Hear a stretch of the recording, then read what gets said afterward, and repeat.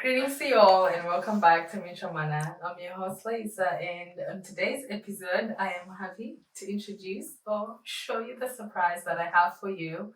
It's been a minute, but I have decided to add on a co-host for Mutual Mana. Please help me welcome Diela. Hi Welcome, everyone. welcome. Thank you for having me. I'm excited. Mm-hmm. I am honestly privileged to be here. It didn't happen overnight. It was a process for me to get here, but I am excited. I'm happy that I pushed myself out of my comfort zone. Yeah, I'm excited. Thank you for having me. Of course. Hi everyone. Again. So get used to these faces, but I do love that you decided to take a seat, and I know it wasn't that easy for you, but how did this come? Not really. How did this decision come? Tell us a little bit of how you decided to become the co-host. If it had just been me, my answer, she knew my answer immediately. So I think she pulled on something else other than me. But the decision itself, I wanted to push myself out of my comfort zone. I wanted to step outside a little bit and to kind of be able to give that which I have in me. And I feel like having had the privilege to see the birth of Mutual Mana and to have the relationship that I have with you now, I feel like it would be a disservice to say no. But it wasn't a decision that I took lightly. I prayed about it. I wanted to step outside of my fears, basically. And I'm glad I did. So here we are. That's good. I'm glad you've come to the other side of your growth. Me too. Me and you both. Yeah, because I believe in the first episodes we discussed about vulnerability and how hard it was for you to even accept being a guest on the podcast. Yeah. And look at you now, you're a host, a co-host. Listen, baby steps. But we're here, and yeah, I'm excited. We'll see what the Lord will do amongst us. Amen. But in terms of you getting here, tell me a little bit about the individual Diala, what you had to overcome, because I understand you have to be vulnerable in order to sit in these chairs and share certain experiences or certain lessons or your life journey in general. And I'm sure that we do have a different background, me and you, but there is a point in life where everything met with me and you, and that was through the Lord Jesus Christ. But tell me a little bit about how you as an individual decided to sit in the co-host chair and try to empower other people. I think honestly it worked out great because I was here for the 2 episodes that we did, and it took a lot out of me. I did say that on the podcast. It was a very big thing and a breakthrough that I had. And for me to come to this decision, I think I decided not to hide myself. Right. Like I want what I've been through or who I am to truly be known. Right. And that is, if I'm making that decision, then I can't say no to come to the, do you know what I mean? And what I've been through and the experiences that I've had in life and all these things, I want it to be known and hopefully it can help somebody. Because I have heard other people's experiences, I've had other people's stories, and that has helped me. So it is honestly, I think it's a decision, not an easy one. Right. But you kind of have to decide to let go of every other baggage, just let go. Right. Because if I hide myself, then that's also a decision. So you kind of have to decide to remove the shelves and let people get to know you. And that's good because all of Mutual Mana is all about encouraging people. Your past is your past. It's a journey that you have taken, and there's lessons to learn from, and there are things that are going to empower you to do things you want to do in the present or in the future. Yeah. And as you have decided to do that, I think it reveals that there's also, as you hide your past, you also hide your gifts.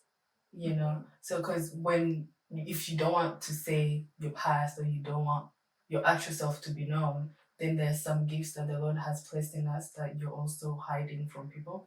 And I believe those gifts are given to us not just for us, but for the people and for other individuals that relate to us. Right. So right. yeah, Right. It's like robbing other people, even yourself. Yes. Like the people that are supposed to experience life through your eyes, or like take lessons out of your experience, like you're robbing them of that privilege if you hide yourself. Exactly. So no more hiding. Yes. That's good. I love that because it takes so much courage, and it takes so much self-awareness and understanding that whatever can be brought in your face, it's not shame. It's like, yeah, that's my testimony. I stand by it. I understand where I have done wrong. I understand where I have done right. And I'm ready to use to step forward in my future. So we are honored that you said yes. Yeah. I am honored. So it's all about vulnerability, honestly. And I think that's what I want us to touch on because we're from a same culture. Nothing really different, like maybe a little bit on the background, but I think we understand more things on the same mindset. So I want us to talk about vulnerability a little bit in our generation because I have seen it's something that is a trigger or like people shy away from because I believe when people say vulnerability, to some people it means give us all your secrets.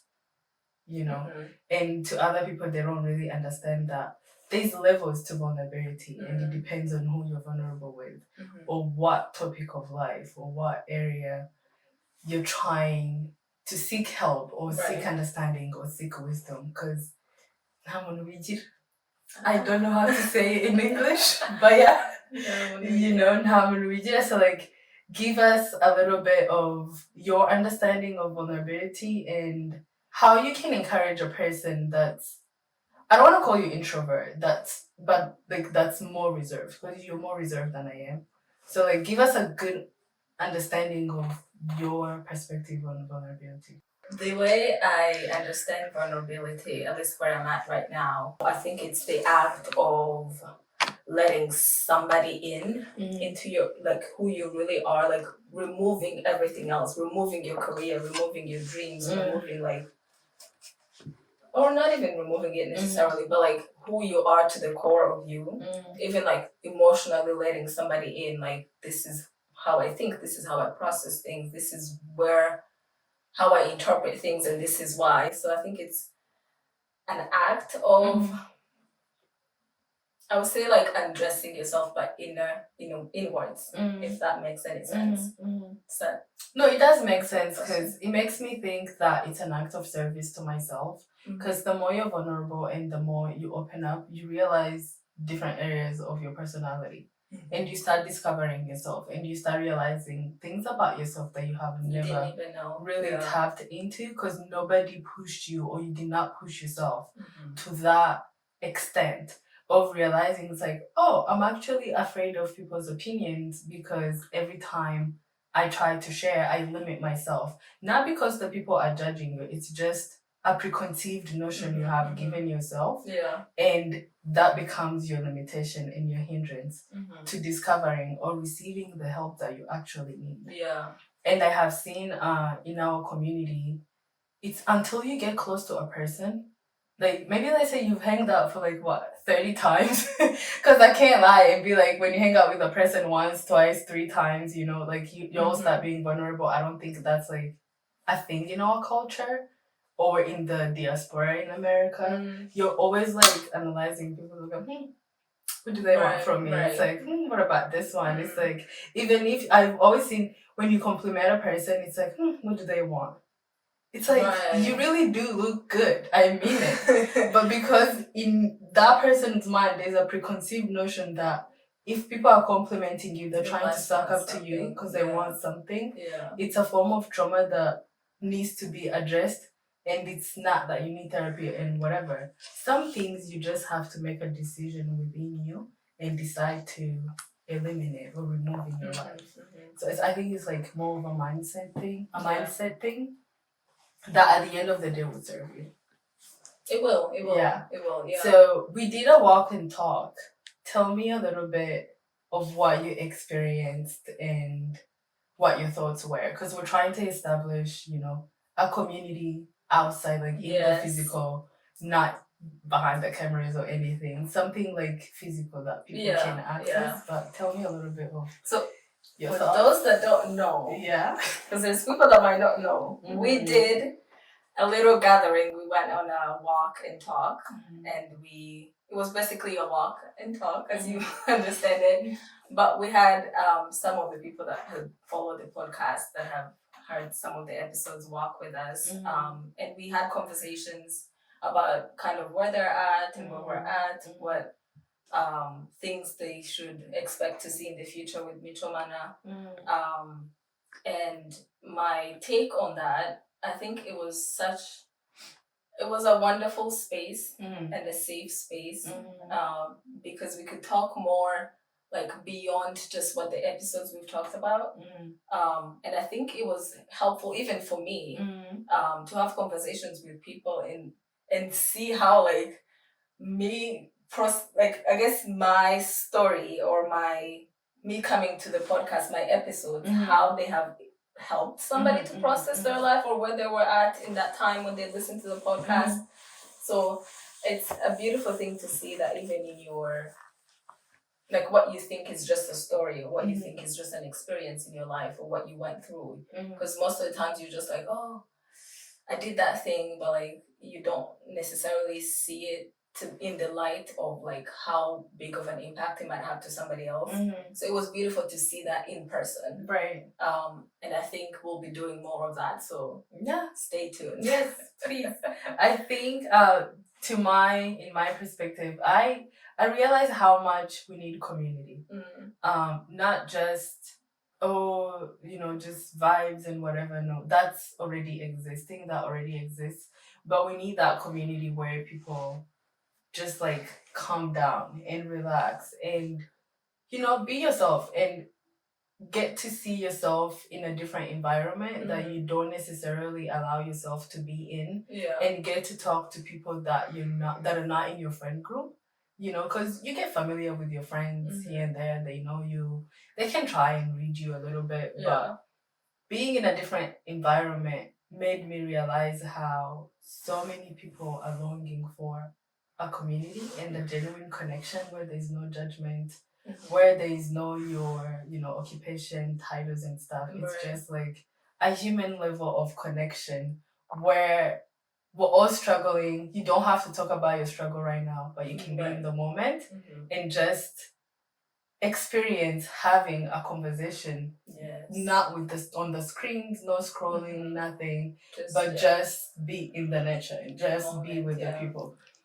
And we don't realize how little things like that impact our mental health. Because in the scrolling and whatever, there's the overstimulation. You see this, oh, I agree. And the next screen is like the other, F-bombs, whatever going on and stuff like that. So there's a lot of distraction. So imagine coming from work. Work is already taxing on your mental health. And then that's the environment you're in. Not everybody has a routine of working out or implementing those little things in their lives, in your life. So I think, I don't know, I felt like I needed to do more. I feel like we just want more of that every single week. I think it will be amazing, because like however much we are growing in this era of like technology is so like in our eyes, and rightfully so, it is useful, but we as people, the way I think we're creating, we need human interactions. We need interaction like face to face, and it doesn't necessarily have to be separated from vibes. Like vibes can be additional, but the foundation cannot be vibes. You know what I mean? Like, I think we've all been there where the vibes were there, but then there is no substance. There's no substance or safety of your emotions. So we're trying to reverse the thing and do it the right way. I love that. I think is amazing. I love that. Okay. So, what would you tell a person that wanted to come to walk and talk? Maybe they couldn't make it, they really wanted to make it, but they couldn't make it. But there are also those individuals that see those things and they're just like, I'm not just gonna go. I don't know what people would think, or we're not that close. We don't know each other that much. It's like, I would say you're overthinking it. Yeah. Literally, you're just overthinking it, and it's just binding you, and you're tying yourself even more with like the ropes. Like it's just a walk, right? You can talk, you don't have to talk. You can listen, you can just, you know what I mean? Like you're overthinking it. So next time, don't overthink it. Don't overthink it. It was a good time. Yeah, and it was different ages too. Yeah, right. Like there's no limitation of age. Exactly. There's no limitation of however you look like. There's no even like what is it called? Strictness on what to wear. There's none of that. Literally, come as you are. Come as you are. Just dress warm. Yeah. If it's in the cold season or outside. But we're going to do other activities. So we're going to post on the Mitchell Manor Facebook, IG. Maybe we need Facebook, IG, Mitchell Manor IG. So stay tuned. Yeah. And don't be shy. So now that we have kind of yapped about walk and talk and the things that are to come, I know like with my story, I didn't know, or like with my experience, I didn't, because no one ever told me how to be vulnerable. No one ever talks about it. But for someone who's like wanting to be vulnerable, but they don't know where to start, what do you think are the steps to like start? Like, where does one start? I think with the intention, your intent, like what's the intention behind being vulnerable? Yeah, because that will eliminate other overthinking or like other negative thoughts that will come in your mind. Because if my intention is to get connected, not be lonely, or have a community, or have a healthy environment where if I have a problem, I can always go to those people and get their input. Yeah, I'm not saying become a person who doesn't make decisions for themselves. No, become a person who's able to hear other people's inputs, weigh them, and then see what serves you better and then apply it. But I also believe that there's some people that are placed in our life that have a lot of wisdom. So it's the humility of learning from another person or taking the advice of another person, and obviously that's going to require like genuine friends. Yeah.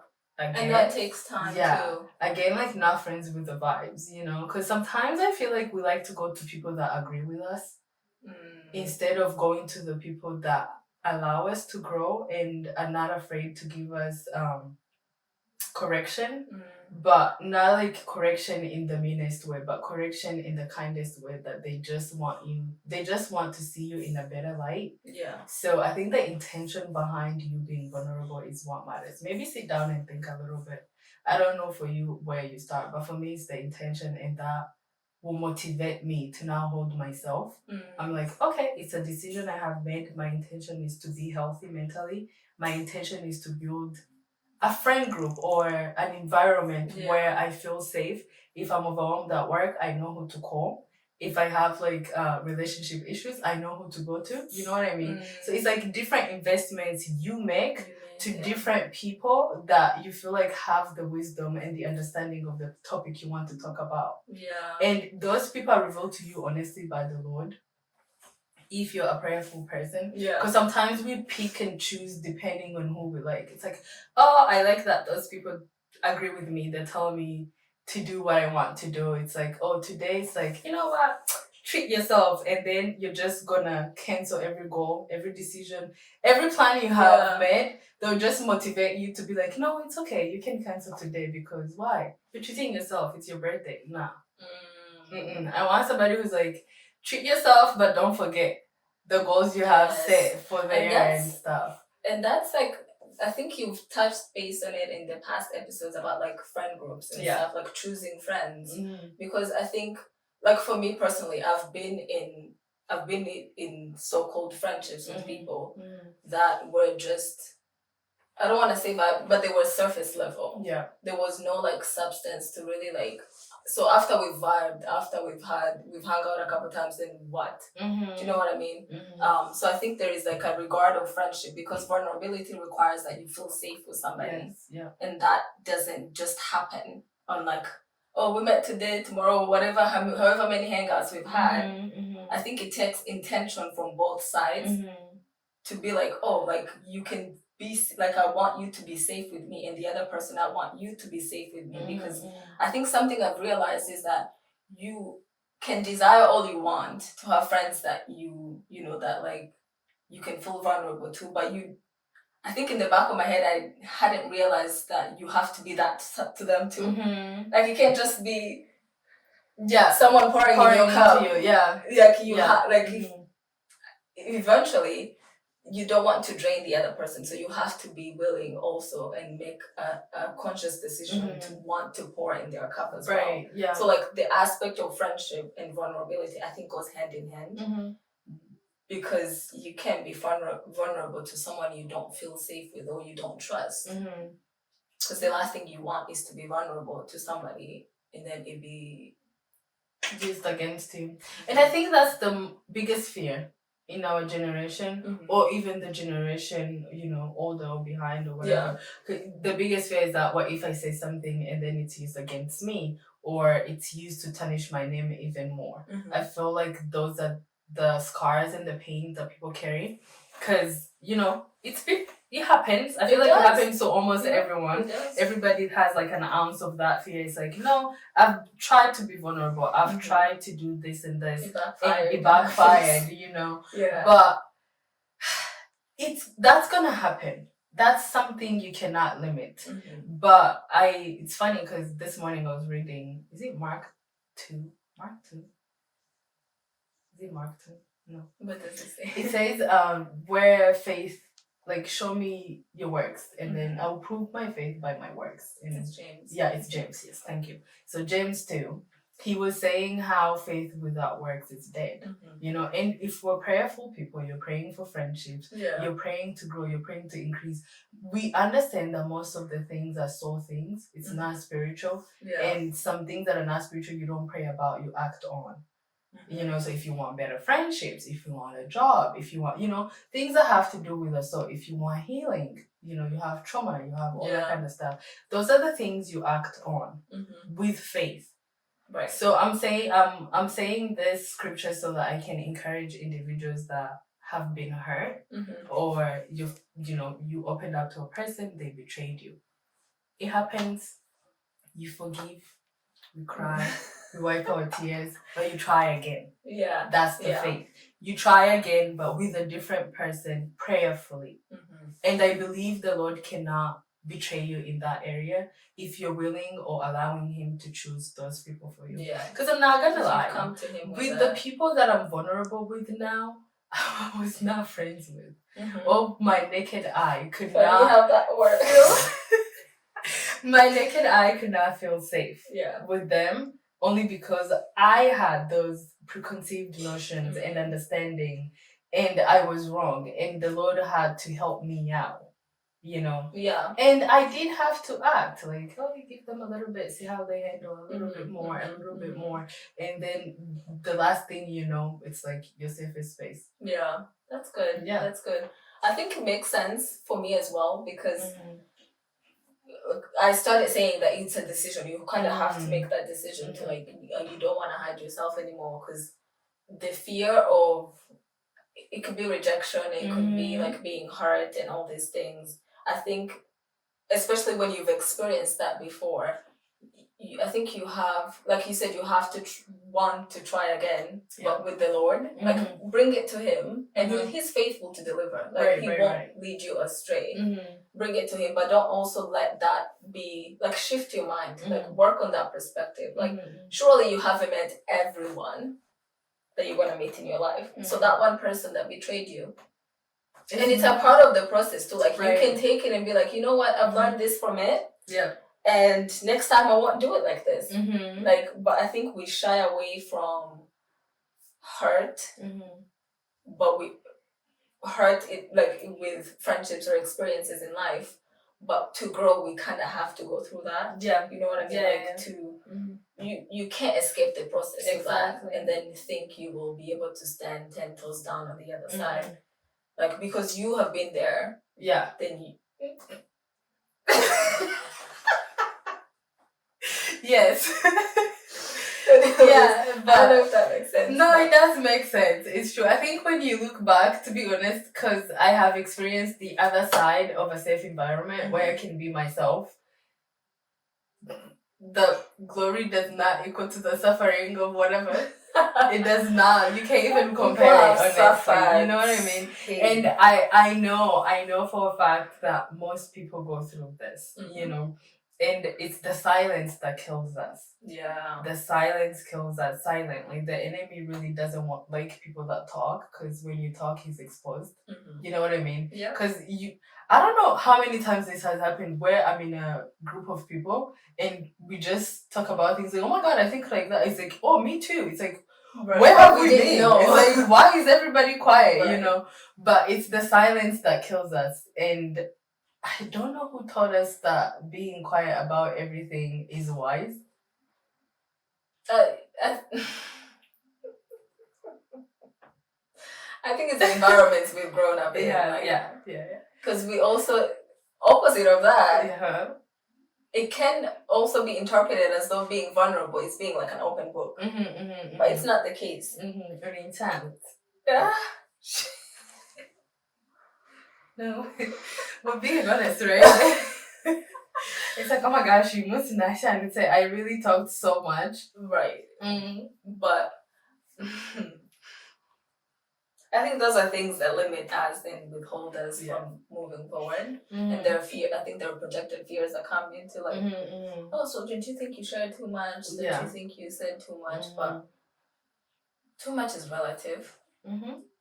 And also, like, I think for like someone who's per se introverted or whatever, if you want to put it on the scale, like I often thought that being vulnerable meant everyone has to know what I ate today, what all my thoughts, but you know what I mean? Like, that's why I said it can be interpreted as though like you have to be an open book, which I think is not true, because to the core of who you are, you will always remain who you are, but you can be vulnerable with people and build genuine connections, because without vulnerability, I don't think you can build anything. No, you can't, and that limits you also in other areas of your life, because if you're not vulnerable, let's even take it out of the friendship, you know, real life kind of stuff. Let's move it to job-wise, career-wise, the things you want to do, your purpose and stuff. You're still gonna need people. Yeah.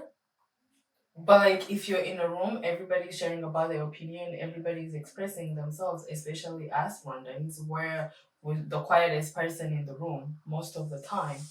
Best believe you're gonna miss opportunities. You know, best believe your best foot is not gonna put forward because you have not learned to express yourself. And we're the most talented people. I really feel like our generation has so much talent and in different areas, but it's that thing of, no, I'll just be quiet until I'm spoken to. I'll just, you know, and I'm not saying speak over people. No, there's a polite way to express yourself and share your ideas and your perspective on things. But that limits you in your career growth, because best believe if you don't do it with your friends, you're not going to be able to do it in your work. You're not going to be able to do it with the world. Oh, that's what I was saying. I was literally thinking, I was like, it's funny how it translates into even like how you pray, because if the limitations that you go through, like wanting, or like that process of vulnerability and opening up and trust, because I think it comes along with trust as well. Like, best believe that is also translating into you, because you cannot convince me that if you have not found anybody you can trust or talk to on this side of eternity, where like we can touch each other, and we know each other, like, you know, we're all living the same life. Then you're being vulnerable to the Lord, who is spirit. So it's hard for me to not concept that, but I think it translates into like other areas of our lives, as you were saying. It does, because I think that's when you see people have been in church for years and years, but because people like to say it's like, oh, I tell all my issues to the Lord. But there's a reason the Lord has placed those people in your life. Just so you can have counsel. There's the spirit of counsel, and that spirit is in people. It's not just in the Bible. In the Bible, it is there, but there's counsel you need for your daily life. And best believe that's in people. And for a person to give you counsel, it's because you have been vulnerable. You have opened up. You have shown your weaknesses, your strength, and all that kind of stuff. And that individual is able to give you the counsel you need. And there's a limitation to me, there's a limitation also in your growth with the Lord Jesus Christ. Yeah. If you don't have people that you're open with, if you don't have like that area where you're like, man, I know the Bible says love your friends, but I love your enemies, but not that person. Yeah. I don't know how to. That mindset, only a person that has been there and has an experience can help you come out of it. Right. To me, it's an easy route. It's a highway. Like I feel like we delay in things because of lack of vulnerability. Yes, we take the longest. Yeah, because we could be sitting here. I have a solution to your problem, but I'm working with a solution. But I don't know you have that issue. That's true. So I'm not just gonna give you something you didn't ask for. Oh, you don't even know that somebody needs. I even know somebody needs. Yeah. And then you realize that people outside our families or our community are benefiting from that. And I'm not saying that's wrong, but I'm just saying charity starts at home. You know? No, you're right. So it's like other people are benefiting off of the gifts the Lord has given us, but you yourself, you don't even do that. And sometimes I have seen in our generation where it's okay for people to open up to you. They'll come forward themselves, you will tell them, they'll feel close to you, but for you, on your end, that's what I was saying. Like, you have to cut, like, it cannot be a one way. Yeah. It's not a one way. It's like a two-way street, basically. Yeah. I think it's amazing how you touched it on the seeing gifts in other people, like not even seeing gifts in other people, but the Lord has given gifts to people. But until you're to that level where you can even admit, I'm weak in this area, can you help me? I prayerfully, again, as you said, then whatever gifts that the Lord has given you, if He has placed you in my life, I know it's not for a coincidence. I know it's not just there's nothing except like a decoration or just there to be. I know there's a reason for things. And if I'm struggling, I should be able to reach to you first. You know what I mean? Right. Trusting the Lord that has brought you into my life. Do you also think that because of the mindset or the perspective we have on life can also impact how we approach life? Because I feel most people are in survival mode. Yeah. And when you're in survival mode, when you see people, it's like, what am I benefiting from you? What are you here to give me? Right. You know, it's not necessarily what are you here so I can give you. It's everybody you see as an opportunity, and what can I get from them, and then you push aside. You know, forgetting that everything is not necessarily connected to money. Some individuals are just there for your well-being internally. You know what I mean? So I don't know, like, help me understand, because I think it also lies in how you see life and the state of life you're in. Because if you're in survival mode, those things are nonsense to you. Right, because you have a goal you've set. Yeah. And you're like, if this person is not in alignment with it, they gotta go. Yeah. But like, that's one goal. Right. Like, I think it does affect how we see life and how we interpret things. Because not everything is transactional. And I'm not saying that in money wise. Like, it's not every time that, like, especially if we put faith in it, if we put the Lord in it, not everything is like you get what you give type of thing. Like, because you have given me, then I have to give you. No. I don't think that's how it works, especially if we see it in that perspective of the Lord Jesus being at the center of our lives. I think sometimes you have to be, or you're placed in someone's life to be the one to pour into them. But whilst you're pouring into them, the person you're pouring into might not be the same one that's filling your cup, but best believe there's somebody else who's filling your cup. Yeah. Because I don't believe in filling your cup and in filling someone else's cup while yours is empty. I do not believe in that. Yeah. There's one way or another, the Lord has placed somebody else to fill your cup. Right. Yeah. Yeah. But I do think it does change like the perspectives and how I think it does change how we interpret things and how we walk this life, basically. Yeah, no, that's true. We've talked about what vulnerability is. We have talked about the fear of being vulnerable and where that stems from, and if you've been hurt before, from like if you've been vulnerable to somebody and it has come back in your face, it has hurt you, don't let the fear hold you. Try again and try in faith and try with the Lord and trust him that what you bring to him, he is faithful. He won't fail you in that area as well. We have also talked about how to be vulnerable, where to begin, the intention. You have to be intentional, and you have to, I think, kind of sit down and see where your heart is and where your mind is regarding that, like wanting to take that step. But the intention behind it. We have also touched on how you don't just receive someone's vulnerability without yourself being vulnerable. Like as much as someone pours into you, you have to be also willing to open up and to pour into somebody else and to be vulnerable as well, because it's not a one-way street.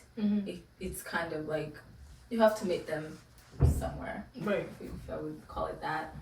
And yeah, what else did we? I think that's it. Like make it easy for the person trying to open up to you, for them to open up to you, really. Yeah. But yeah, I think you have summarized it well.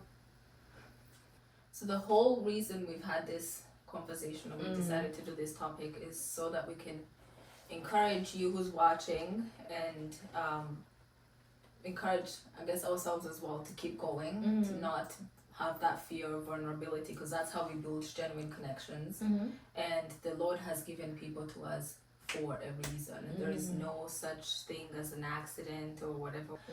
If you've been hurt before, you can learn from it.